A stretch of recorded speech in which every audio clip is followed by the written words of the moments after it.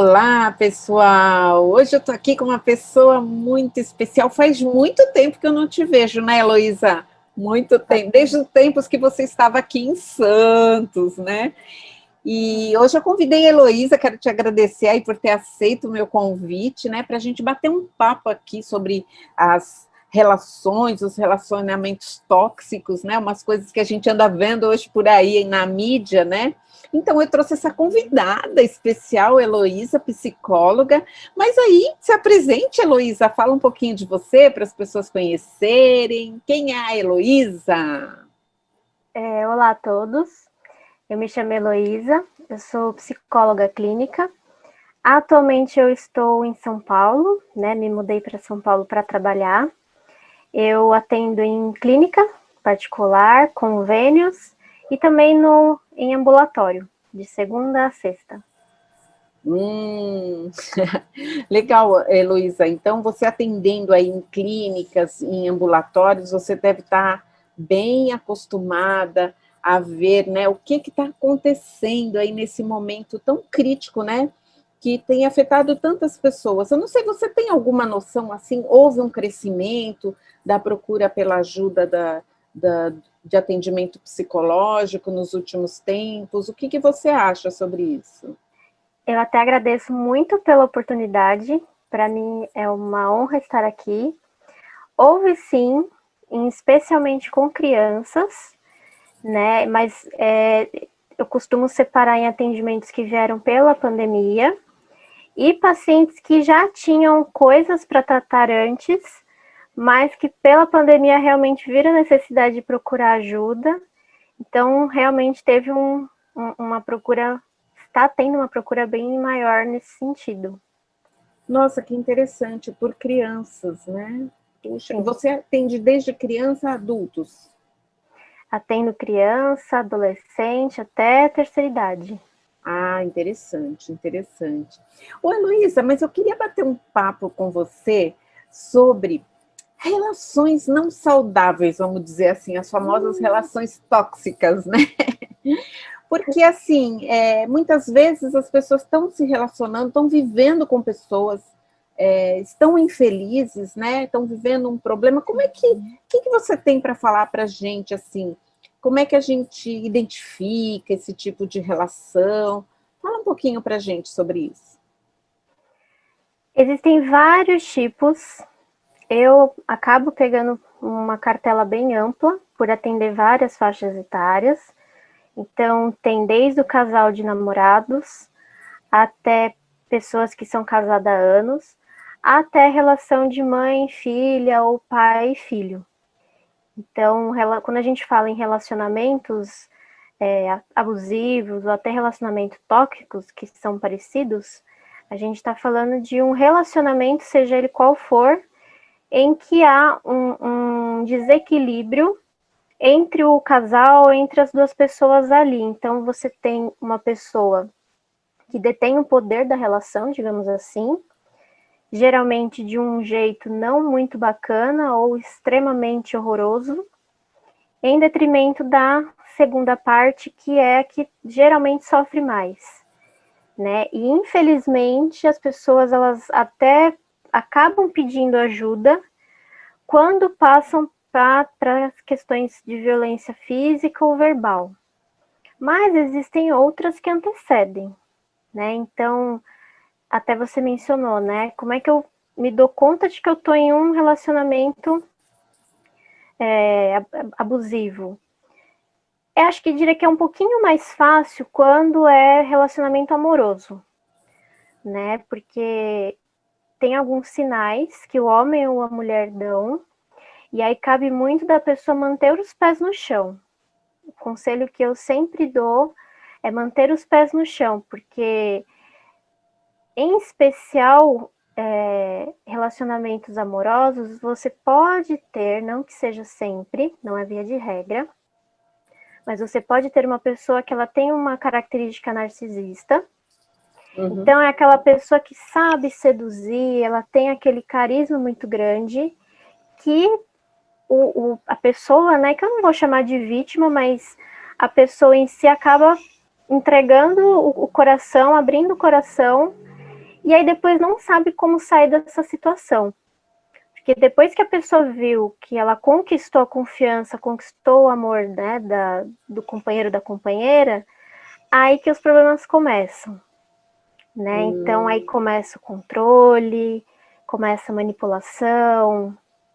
Quando você começa a perceber que você não pode sair com a sua irmã, ou com seu irmão, ou até com amigos, porque o parceiro ou a parceira não vai gostar, aí eu já começo a acender uma luz de que talvez esteja alguma coisa de errado com esse relacionamento.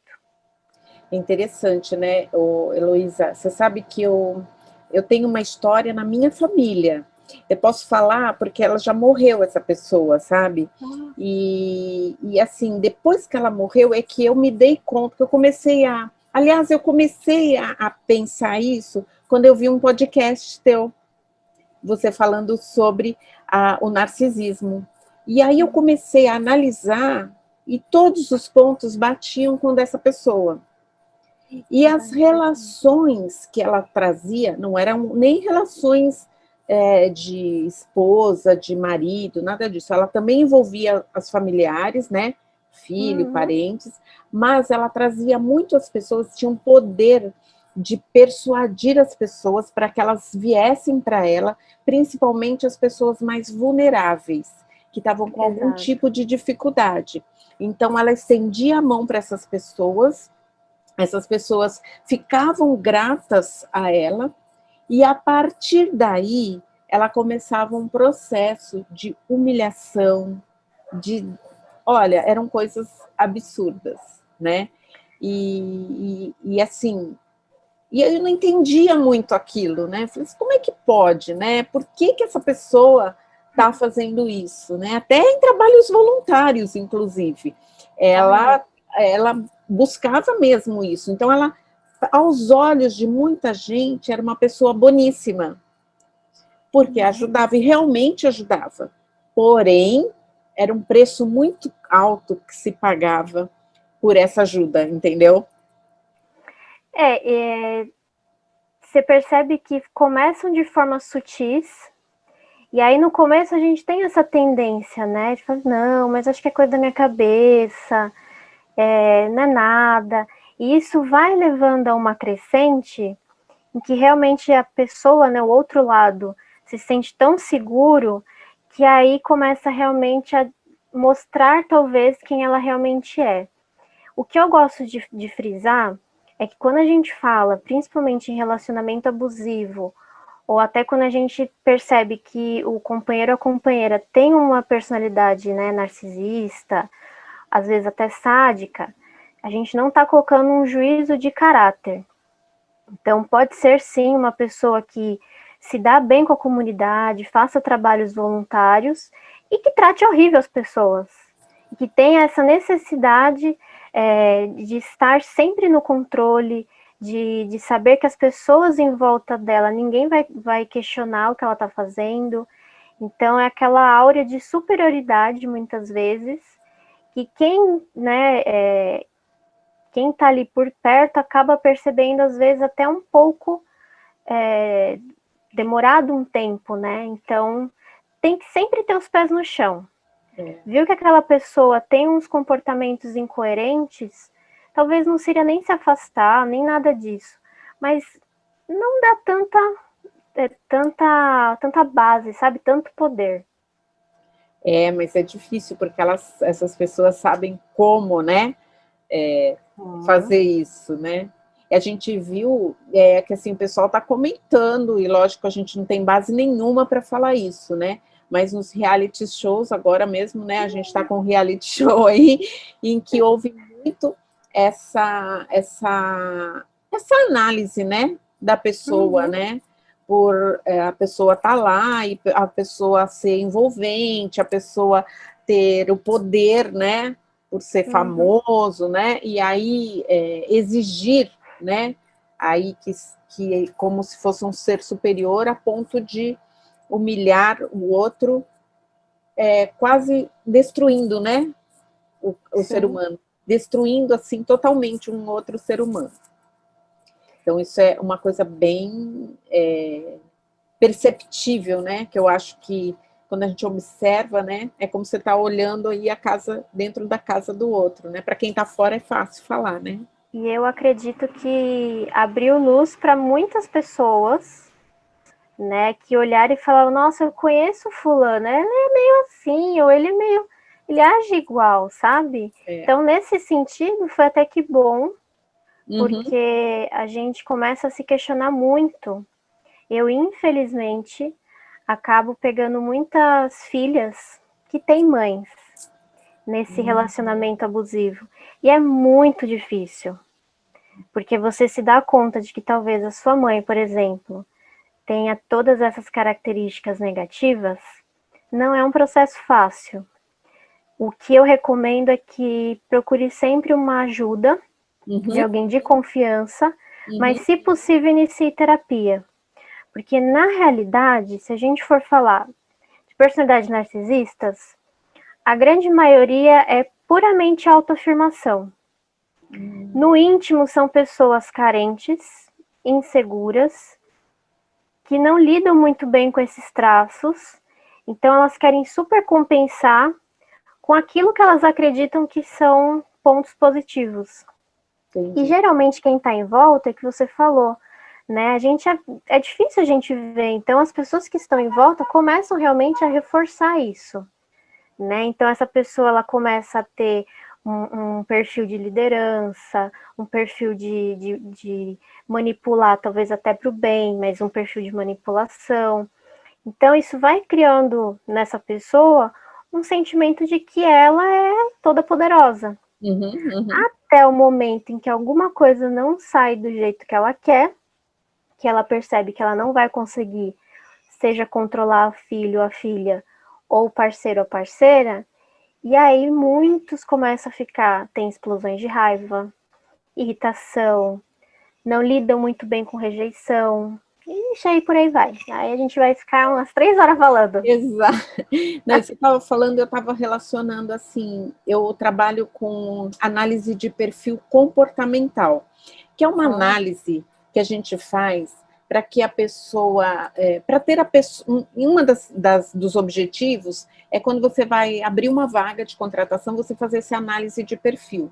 Porque às vezes você precisa de um vendedor, uma pessoa que seja mais falante, ou você precisa de uma pessoa para dados, para financeiro, aí você precisa de uma pessoa com um perfil mais organizado, que seja de planilhas, de cálculos, né? E nem todo mundo tem habilidade para tudo. Mas, assim, a análise de perfil, ela serve muito para processo de contratação de pessoas, para você ter a pessoa certa no lugar certo, né? Porque às vezes a pessoa pode ser excelente, uma super pessoa de confiança, e você coloca ela na vaga errada, e aí vai gerar um transtorno na vida dela. Você deve atender pessoas que estão infelizes profissionalmente, geralmente é porque, por necessidade, elas acabam fazendo aquilo que não tem a ver com elas, né? E isso causa um sofrimento que, com o tempo, vira o quê? Doença, né?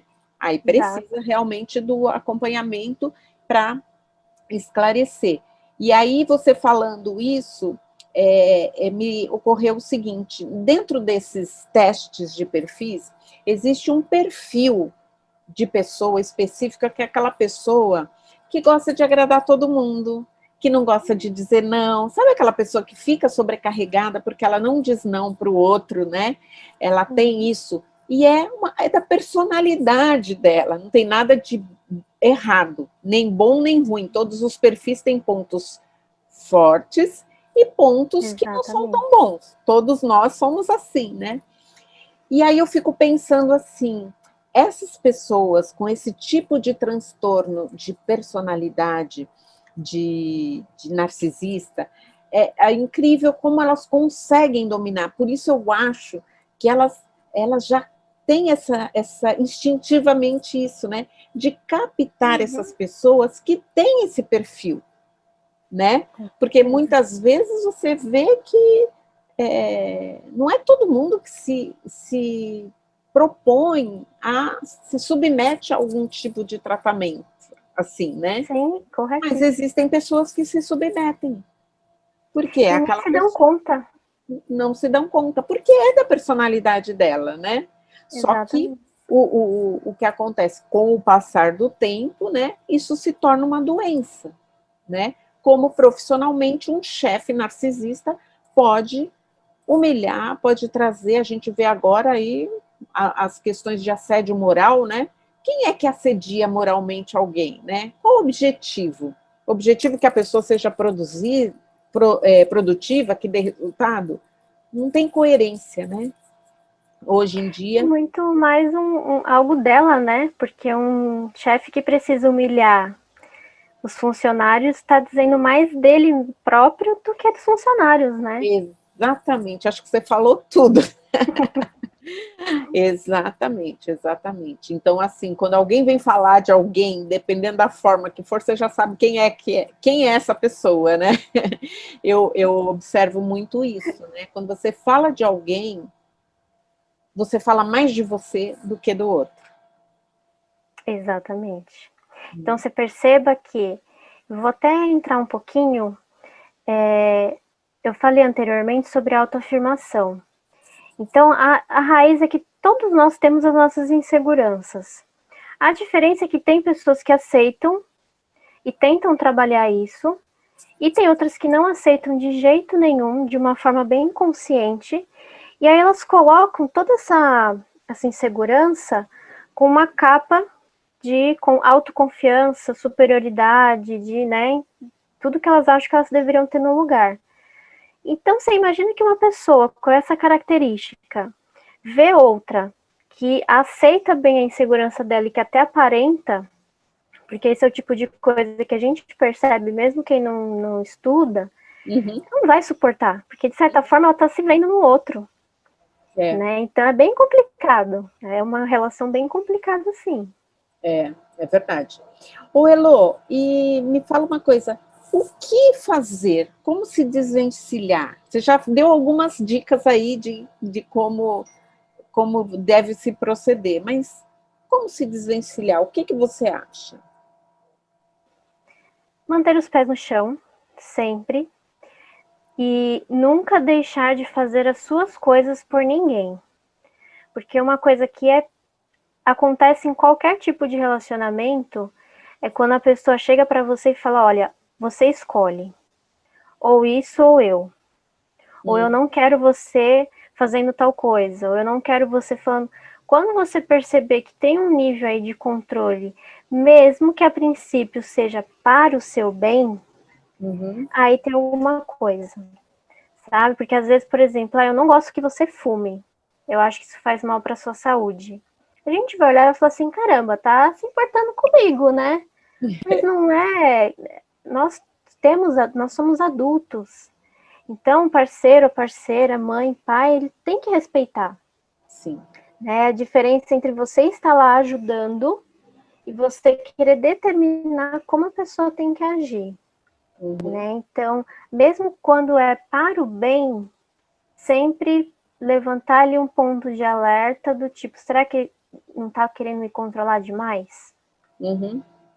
Mesmo que você acate, que você entenda que realmente aquilo, ela está certa, né?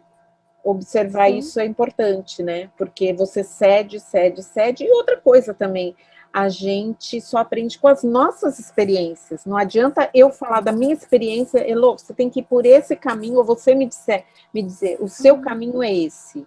Não. O caminho de cada um é construído, né? Eu gosto muito de dizer isso, que a gente tem uma estrada, né, a ser percorrida. Essa estrada vai ter tempo ruim, vai ter crateras, buracos, para a gente chegar lá onde a gente quer chegar, né? Para a gente ver aquela luz, para chegar naquela praia linda, bonita, né? Delícia. Muitas vezes o percurso não é tão favorável, mas se eu não experimentar, eu não vou chegar naquela luz, eu vou ter que aprender a lidar com essas adversidades do caminho, né? E Exatamente. muitas vezes, e é lógico, isso aí você falando, eu fiquei pensando em relação muito de pais e mães que gostam de controlar os filhos, controlar qual é a sua opção profissional. Você tem que estudar, né? Há um tempo atrás, eu estava no salão de cabeleireira e uma mocinha chegou e a cabeleireira foi atendê-la e ela falando, nossa, mas seu cabelo está todo quebrado, tal. Ela falou assim, a cabeleireira falou, você está precisando de uma vitamina D, tomar sol, menina, não sei o que. Ela falou assim, eu não tenho vontade, eu não tenho ânimo para isso. Mas como assim? Você é jovem, né? Aí ela falava assim, então, na minha casa tem até sacada, tal, mas eu não saio, eu não saio do meu quarto. Por que você está assim? E ela começou a falar, tô falando isso porque são casos reais que a gente parece que acende um alerta, você começa a observar essas frases, né? E a mocinha falou assim, eu estou estudando, ela estava fazendo odontologia, e ela não conseguiu notas. E assim, ela já tinha, eu não sei como é que funciona agora, mas ela não tinha nem a opção de fazer a outra prova, já tinha bombado, vamos dizer assim, né? Não poderia fazer a outra prova, né?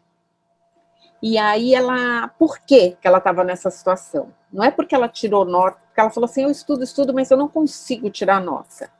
Porque ela estava fazendo um curso contrariada. Eu comecei a conversar com ela, mas o que você gosta de fazer? Eu adoro música, ela falou. Eu amo música. Mas acontece que os meus pais, ela falou ainda assim, perto da minha casa tem uma escola de música, mas acontece que os meus pais não aceitam. Eles só aceitam que eu faça odontologia, medicina, falou lá os cursos, né? E que não tem a ver com a pessoa. Ou seja, essa menina estava enclausurada num quarto, com falta de vitamina, ela já está num quadro depressivo, né? Sim. Se ela fosse minha Aparentemente, cliente, a primeira coisa que eu ia falar, primeiro você vai procurar um psicólogo. Paralelo a isso, a gente vai trabalhar seu objetivo, sua ação. Por quê? Chega muita gente para mim assim, com problemas desse tipo, sabe, Elo? E a pessoa, ela vem achando que o coaching pode solucionar. Só que se você não tiver com seu psicológico ok, você não vai ter energia para trabalhar seu objetivo, seja ele profissional, pessoal, seu sonho. Então, são profissionais que precisam trabalhar juntos nessa caminhada, né? As pessoas precisam se tratar para poder se ajudar, né? Para poder executar, né? Tem as fases são bem diferentes, né? E aí as pessoas acabam ficando frustradas, né? Porque... Até para bater de frente com essa mãe, né? Até para bater de frente com essa mãe, exatamente. Você precisa estar forte, né? Emocionalmente forte, né? Então, eu achei muito legal. Aí a tua dica do que fazer, né? E procurar ajuda mesmo, né, Elô? Procurar um psicólogo. Hoje a gente tem aí inúmeras opções, né? De busca, né? Até na nossa rede pública também, né? Então não tem desculpa, né? Uma outra dica é grupos de apoio. Eu sei que tem muita gente que não tem condição de fazer terapia, mas em toda a cidade tem um grupo de apoio e é até às vezes melhor porque a pessoa ela vê que tem outras pessoas junto com ela que passam pelas mesmas coisas. Então, grupo de apoio também é uma dica bacana. Legal, legal. E hoje tem grupo de apoio até na internet, né? Você se conecta com pessoas que têm o mesmo problema, né? E ali ocorrem as trocas, as orientações, e até tem profissionais nesses grupos, né? Justamente para... Muito bom. Aí, complementando aí o que você falou, algo que eu estava pensando em relação a isso, uma das coisas que eu acho importante para a pessoa conseguir se desvencilhar, né? É o autoconhecimento, né? É você olhar para você, né? Principalmente. E entender como você funciona e o que está acontecendo nas relações à sua volta, né? Até independente mesmo. Pode falar. Até porque muita gente sai de um e entre outro. Então, de certa forma, há uma busca inconsciente dela por esse tipo de relacionamento. Então, o autoconhecimento, ele é a base de qualquer relacionamento que você vai ter depois. Exato, e serve muito para nos fortalecer. A gente se conhecendo, a gente tem segurança, sabe onde é o nosso ponto fraco e consegue minimizar, né, os problemas, né? É uma palavra que, Exatamente. às vezes, o pessoal fala, autoconhecimento está na moda, autoconhecimento pode, a palavra pode estar na moda, mas é um conceito que precisa ser incorporado em todo mundo, não dá mais para você. E outra coisa também, você ser como você é, né? A gente está falando de um lado mais vulnerável, mas mesmo o lado narcisista, as pessoas que perdem, né? Muitas vezes as pessoas queridas por esse transtorno, né? Por agir assim, né? Essas pessoas precisam de ajuda também, né? Precisam se olhar para controlar, né? Para conseguir ter esse autocontrole, né? Porque uma pessoa, ela ter determinada característica não faz ela um vilão, sabe? Não. Então, um vendedor, por exemplo, ele precisa ter ali um pouquinho de manipulação. Então, a terapia é você equilibrar. Falo que a palavra certa é equilíbrio. Equilíbrio, é verdade, acho que a palavra é essa. Porque nem todos nós, né? Eu tenho meus defeitos, você tem os seus, e a gente tem os nossos pontos bons. Agora, se a gente alimenta, já tem até um velho ditado, né? Se você alimentar o teu lado ruim, né? Então a gente tem que alimentar o quê? A gente tem que alimentar o equilíbrio, né? Entender o que eu sinto, né? Por que eu estou sentindo isso? Por que eu ajo dessa forma? E equilibrar se é adequado ou não esse comportamento que eu vou ter, né? Exatamente. Ai, muito legal. Elô, muito feliz aqui por esse bate-papo. Eu acho que espero que esclareça para muita gente que esteja vivendo, né? Vivenciando, e como você falou aí, tá todo mundo aí ligado na TV, esse reality show que abriu um alerta, né? Para muita gente sobre comportamento, né? Então, eu acho que o intuito é a gente ajudar trazer a consciência para outras pessoas, né? E saber que ninguém está sozinho, né? Que existem profissionais aí que podem ajudar, né? Então, assim, te agradeço imensamente, passo para você fazer suas palavras finais aí. Eu que agradeço imensamente. Muito obrigada pela confiança, pelo convite. Eu fico aberta, se alguém tiver qualquer dúvida. Eu tenho minha página profissional, é Psicóloga Elô. Lá eu tenho alguns conteúdos que eu gosto de publicar. E é isso, fico à disposição. Muito obrigada. Vou colocar aqui, né, os seus contatos, né? Você está em São Paulo, você atende online também, Elô? Atendo online, mas prioritariamente na clínica e nos ambulatórios. Legal, muito bom. Olha, gente, é muito legal. E assim, o mais legal que eu estou gostando de conversar com você é que existe muito. Eu trabalho com o business, né? Com empresas, negócios, né? E são pessoas, né? Porque uma empresa é feita de pessoas, né? E existe muito esse mito do coaching, né? E o psicólogo, que é um mito, porque são coisas completamente diferentes, né? Uma coisa, e é lógico, existem profissionais bons e profissionais ruins em todas as áreas, né? Até médico que falsifica e vai lá, né? Então, assim, para mostrar também que a gente tem um trabalho muito sério, né? A gente sabe o que a gente está fazendo, a gente não está invadindo a área médica, né? Meu foco é totalmente outro, né? Trabalho com o coaching raiz, que é esse coaching voltado mesmo para objetivos, metas, resultados, fazer a coisa acontecer. Encaminho muita gente para psicólogo quando eu vejo que está comigo e que precisa. Eu acho que é um mínimo que eu posso fazer, né? E mesmo que eu fosse psicóloga, são papéis diferentes e a gente não pode misturar. Se a pessoa me contrata para ser coach dela, se eu fosse psicóloga, eu não vou atender ela como psicóloga. Não dá para você misturar as coisas, né? Então, esse esclarecimento... São trabalhos complementares, né? São trabalhos complementares. Eu já encaminhei muita gente para coaching. Sim, já recebi não também. Não era questão de terapia, não era mesmo. isso. E já recebi gente que chegou num ponto da terapia que estava na hora de agir. Ó, procura um coach que vai te ajudar a direcionar nessa caminhada aí do teu objetivo profissional, por exemplo.